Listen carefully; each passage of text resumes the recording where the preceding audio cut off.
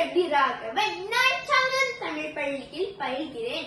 அவை தலைவர் அவர்களே, நீதி வருவாள் நீதிவான்களே, மணி காப்பாளர்களே மற்றும் என்னுடன் போட்டியில் வந்திருக்கும் சக நண்பர்களே, உங்கள் அனைவருக்கும் வணக்கம்.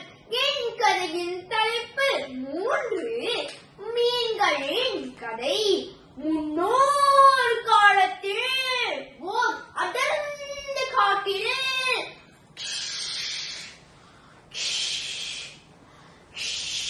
அழகிய குளம் ஒன்று இருந்தது. பிளாக் பிளாக் பிளாக் பிளாக் பிளாக் பிளாக் பிளாக் பிளாக் பிளாக் பிளாக் பிளாக் பிளாக். அக்குளத்தில் 3 மீன் நண்பர்கள் மற்ற மீன்களுடன் வாழ்ந்து வந்தனர்.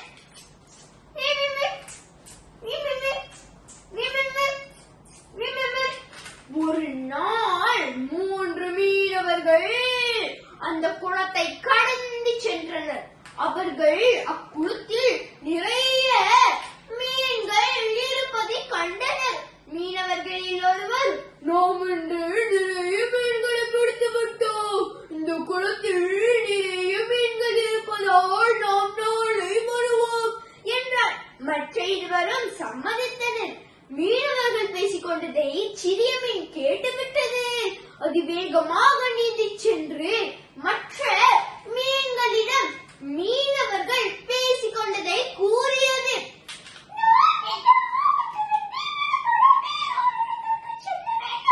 என்று மேலும் கூறியது.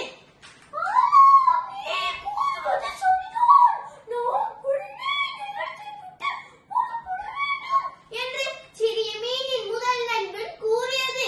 இதை கேட்டுக்கொண்டிருந்த 2வது நண்பன், மற்றவர்களை போல நடந்து கொள்ளாதீர்கள். யாரோ சிலர் பேசிக் கொண்டதை வைத்து நாம் இவ்விடத்தை விட்டு செல்ல வேண்டாம். நம்மை பிடித்து செல்ல யாருக்கும் தெரியவில்லை. ஆகவே இவ்விடத்தை விட்டு செல்ல வேண்டாம் என்று மேலும் கூறியது. இறுதியாக மீன்கள் 2 குழுவாக பிரிந்தனர். முதல் குழுவில் உள்ள மீன்கள் அவ்விடத்தை விட்டு செல்ல முடிவு செய்தனர்.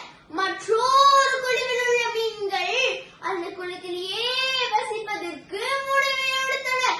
ஒரு மாலை நேரத்தில் முதல் குழுவில் உள்ள மீன்கள் அக்குளத்தை விட்டு வேறு ஒரு குளத்திற்கு சென்றனர்.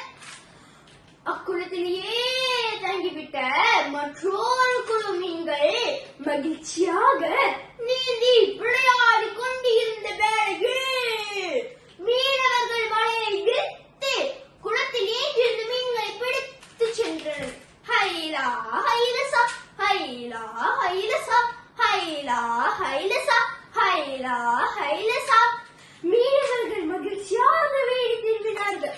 லா லா லா லா லா லா லா லா லா லா லா லா லா. வலையில் சிக்கிய மீன்கள் தங்களின் அறிவற்ற செயலால் ஏற்பட்ட துன்பத்தை எண்ணி மனம் வருந்தின. கதையின் நீதி, பிறர் நமக்கு அறிவுரை கூறும்போது கேட்க வேண்டும்.